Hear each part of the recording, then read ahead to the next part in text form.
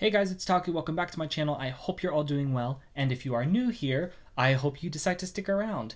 We talk about a lot of books, movies, sometimes manga, music. It's all over the place. And speaking of all over the place, I'm actually going to introduce something new to the channel now. I want to discuss kind of my book journey. So I'm getting back into reading books. No, not manga, not light novels, actual books. I used to be a huge reader back in the day, and I'll talk more about this as I go. You know, when I was younger, before school kind of takes that out of you, and then you're reading whatever's required for class all the time, and then you don't really have time to read, or if you do have time, you want to do something else. So I was one of those people. Now that I'm nearing the end of my school, or actually reading more now than I've ever had to for graduate school, I'm realizing once again the power that books hold, how amazing they are, how awesome they are. And so I wanted to share off kind of my journey of getting back into this space that is very different from manga and light novels, and that is with books. And so I've got two kind of categories, I guess you can call them. One of them is like Asian inspired, or Asian authors, and then another one is like Greek myth, or just it's all of it is like mythology. I love mythology. And so you'll see that these titles are very infused, saturated with magic, with fantasy, and the like. So the first one I wanted to share is the book that started it all, of course, Iron Widow. Yes, I've already hauled this on my channel. I want to kind of go backwards in time, though, to briefly explain, this is not the copy that I read. I read a library book copy, but then I had to pick it up because Shaegeeksout is amazing. This is one of my favorite books, and it's arguably the book that kind of got me back into all of this. So Iron Widow is about it's kind of like I think it's called wuxia, where you take like fantasy heroes and spin them off of legends. So it's based off of the first and I think only female empress who ever ruled China.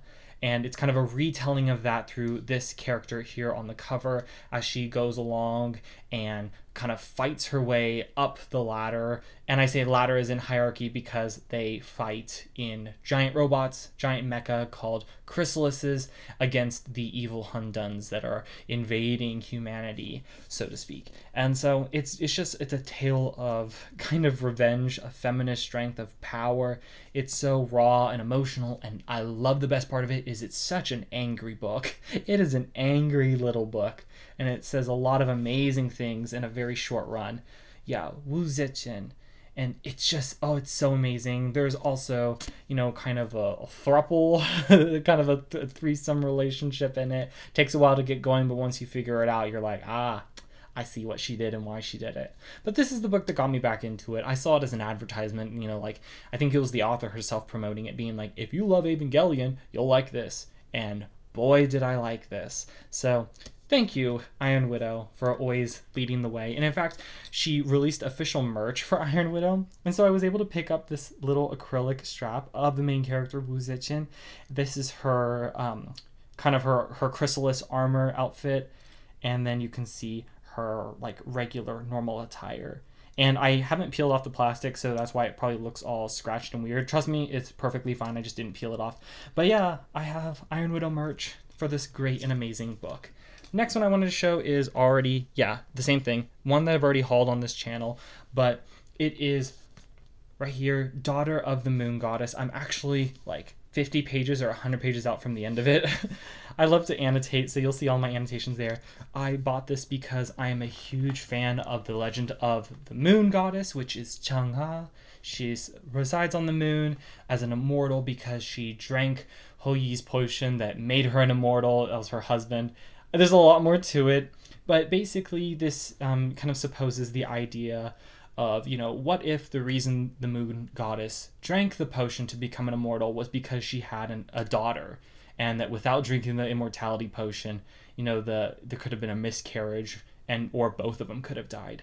So it's a really amazing retelling, a lush fantasy for sure. And I just love the adventure elements. Right when you think, things are wrapped up, there's a whole new element thrown into things. So much praise for this book.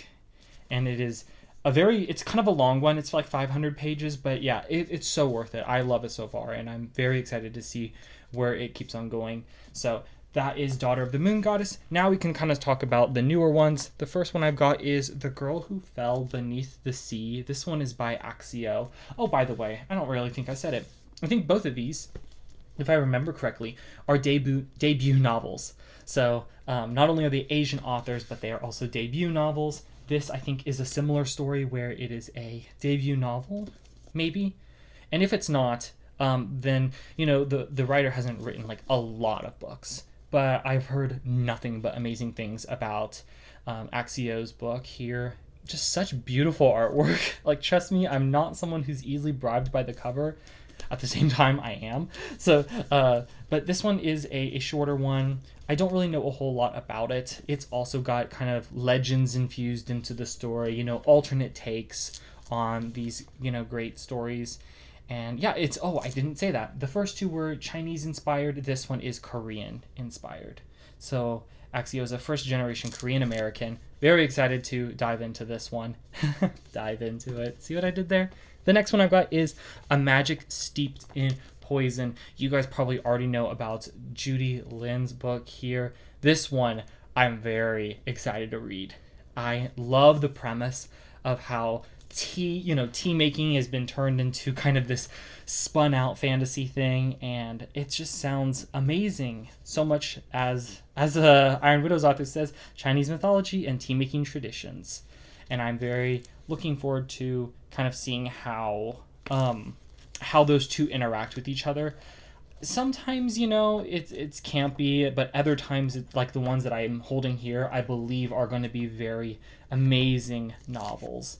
And so, yeah, this one has the purple cover. I think there was a pink exclusive one. I wasn't done in time to get it, but I am looking forward to reading this regardless. And the last one that I have isn't really about mythology. I think it's more of like a realist take on women. But this is Pachinko by Min Jin Lee. And this is a little older, like a couple years ago, I think. I took a global women's literature class this past semester, and this is one that our teacher, who just retired actually, she was my mentor, so it was kind of sad, but she, you know, recommended like, oh, if I could have expanded the syllabus, I would have put this one on it. As you can see, the reason why is because it's so long. And so she says, though, it's amazing and that it's worth it, and I am...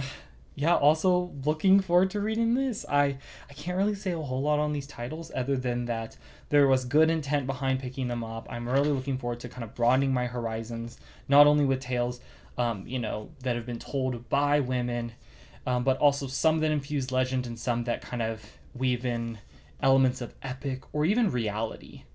And so it looks like this one is the history of a Korean family in Japan in trying to endure the 20th century. So, yeah, there is Pachinko, and that actually concludes kind of the Asian reads segment of it. The next I've got are the Greek ones, of course, starting with none other than Natalie Haynes, who's kind of paving the way along with other amazing authors. This is 1,000 Ships. This was another one I had to read for class. This was actually last fall, and I loved this book so much. It is a retelling of the Trojan War from the perspective of the women in it. So any of the women that could be involved, wives, daughters, goddesses, ancient entities, slaves, all of it. Like literally so many beloved names, beloved characters, but then also kind of, we know their stories, but we don't always know maybe all the facets that went into it. Because I feel like so much of mythology is not only about men and male-centric, but it's also told by men.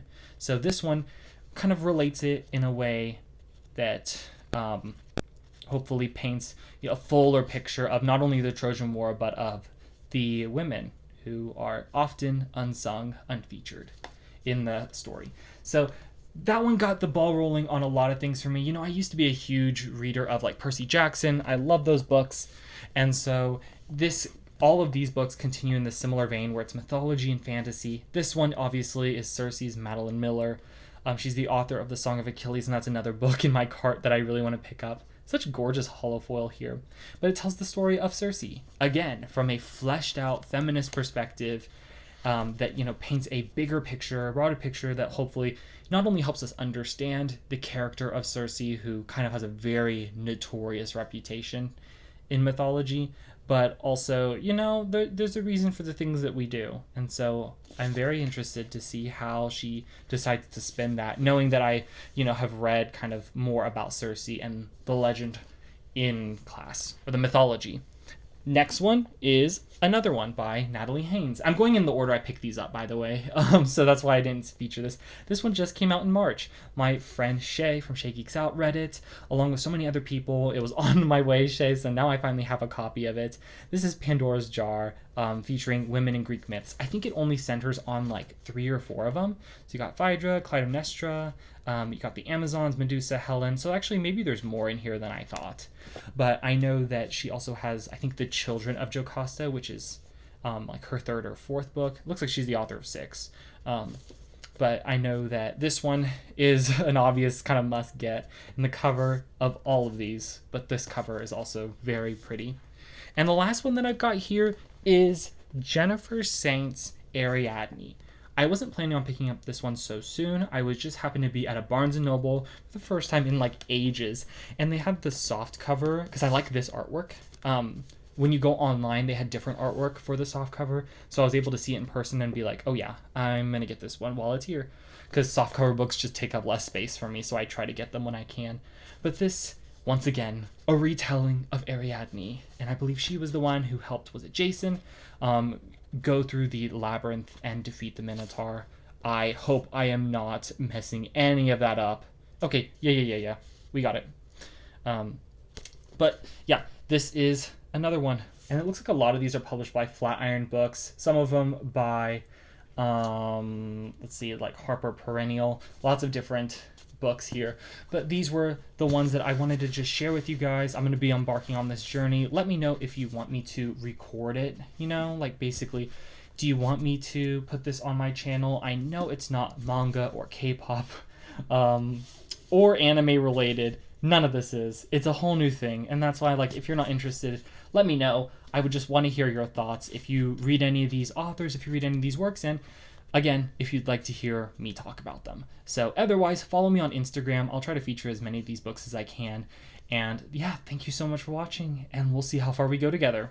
Till next time.